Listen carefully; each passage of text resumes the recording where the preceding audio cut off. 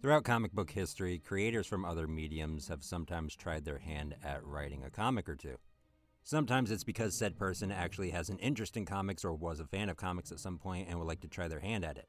And other times it's a move by the publisher to help increase sales or just put some new life into a book.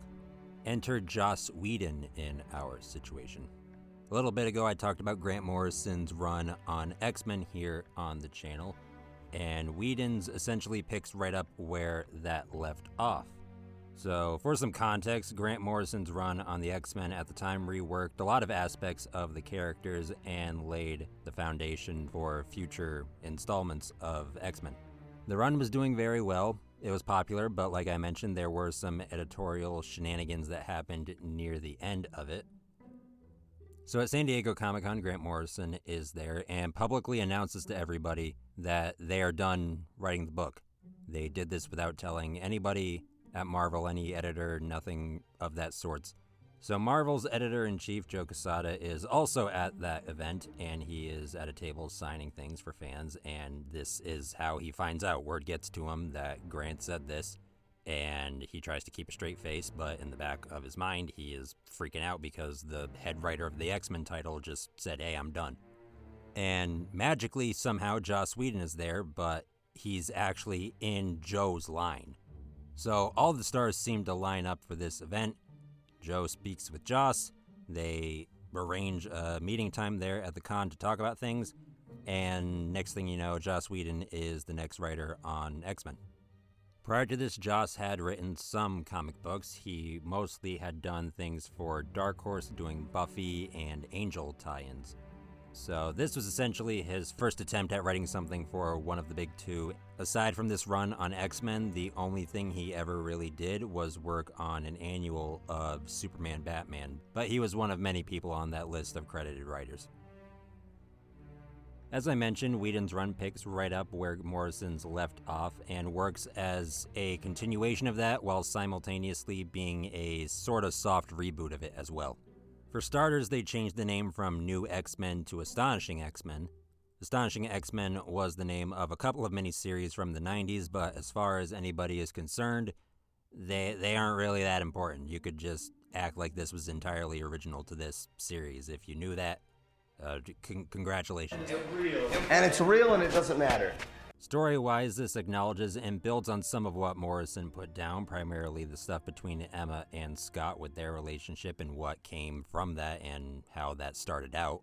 This also carries over a plotline involving Genosha, and a specific character that was created in Morrison's run appears in this run as an antagonist, but I'll touch on that slightly, but I'm not going to reveal who it is if you do want to read this.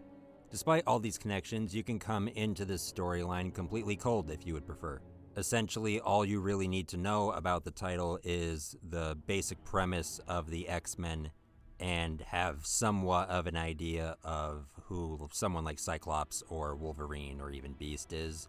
But you could pick this up as your first X-Men book and it could relatively work pretty well. One main contrast between Morrison and Whedon, aside from obvious writing styles that I'm sure you would recognize if you have watched anything that Whedon has written, is how they approach characters like the X-Men. Like with many of the other titles Morrison has worked on, their run on X-Men is very about kind of deconstructing what you know about said character and expanding the universe and building upon what they've done, reaching back a little bit, taking a few odds and ends, and making more from those slight aspects of the character's history. Morrison also plays the X-Men a little more straight, dropping stuff like the costumes and putting them into a more modern aesthetic than what they had been before. On the other side of that, Whedon is obviously a big fan of the classic stuff from people like Claremont, so Whedon tries to kind of go back to base and recapture some of that warm, fuzzy feel that you have for that era of the X-Men, bringing back stuff like the classic costumes. Wolverine is wearing his yellow and blue, Cyclops is wearing a full spandex jumpsuit type thing, although he's wearing the condom top, so you can take that for what you will. Shadowcat's wearing something pretty similar to her classic look, and so on and so forth. The main team you remember from Morrison's run is here, except we trade in Jean Grey for a Shadow Cat, and along with your Shadow Cat, you get a free Colossus thrown in. And like many previous runs of X-Men titles, we do get a young up-and-comer that the story does focus on periodically throughout. Not to the same extent that somebody like Jubilee was, or Kitty Pryde, or Shadowcat, whatever name you prefer, in the early 80s, but it's still a similar prototype, if you will. The character in this case being Armor, who has become a semi-recurring character in X-Men related titles over the years. Of all the main regular members that you know and potentially love, she interacts most with Wolverine throughout the story. They end up having a sort of student-teacher relationship going, but since it's Wolverine, it's also kind of a big brother, little sister aspect as well. She's not a big player, but she does contribute to the story throughout each of the arcs, and near the end, she does kind of have a character arc to an extent. It's mostly related to having what it takes to be a true member of the X-Men, and like I mentioned, Wolverine plays a part in her story as well.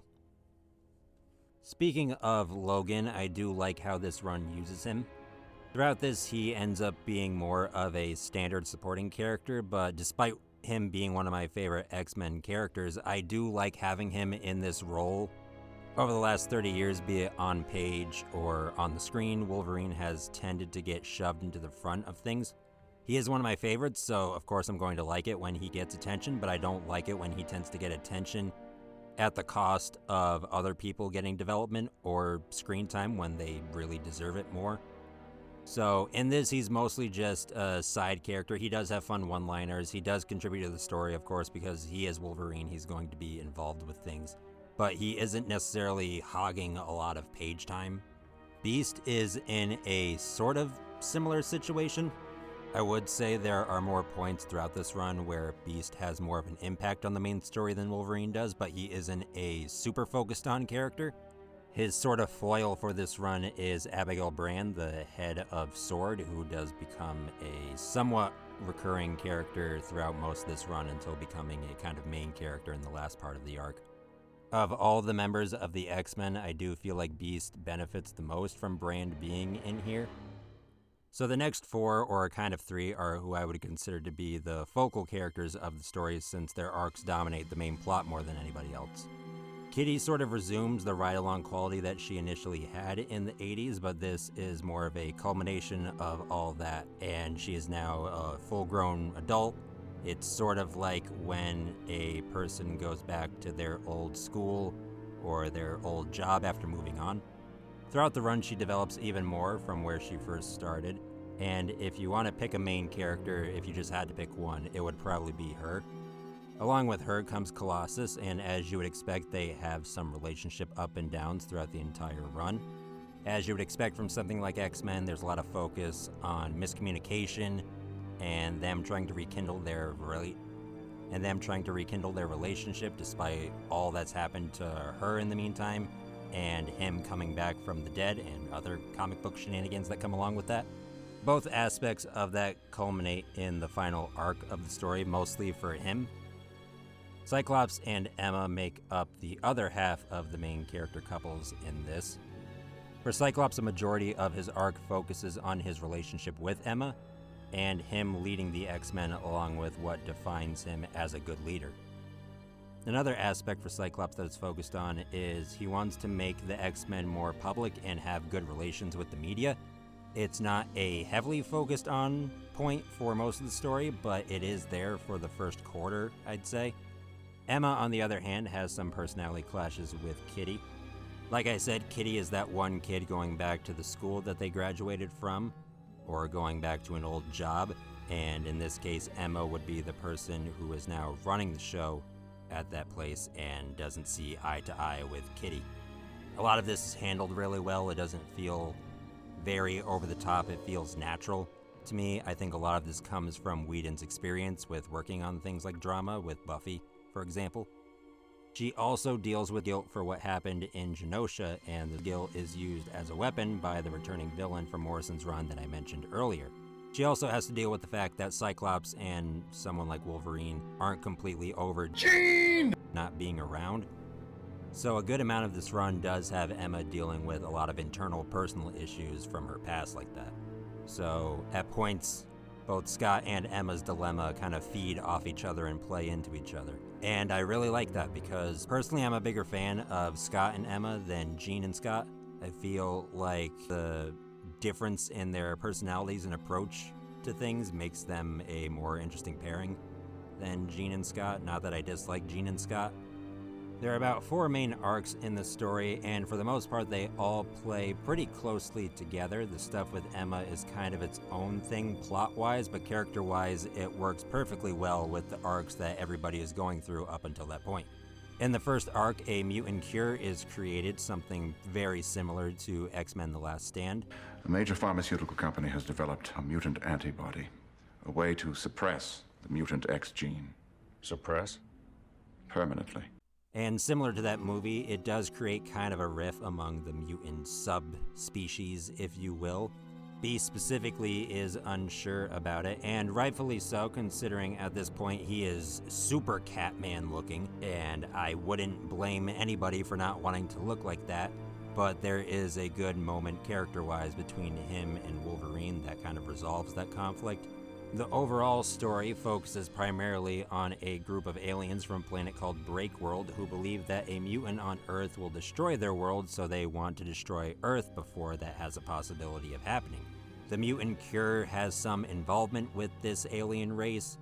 The following arc involving the Danger Room becoming an actual villain is somewhat connected to, but not exactly, the same type of aliens. It's also the only arc where Professor X is involved to any degree, and it doesn't necessarily paint him in a good light. You could argue it kind of makes him as a proxy villain of sorts because of his involvement with the creation of said villain. There's the arc with Emma, and the final arc is really everybody joining together, the X-Men and Sword, and going over to Breakworld to really end everything.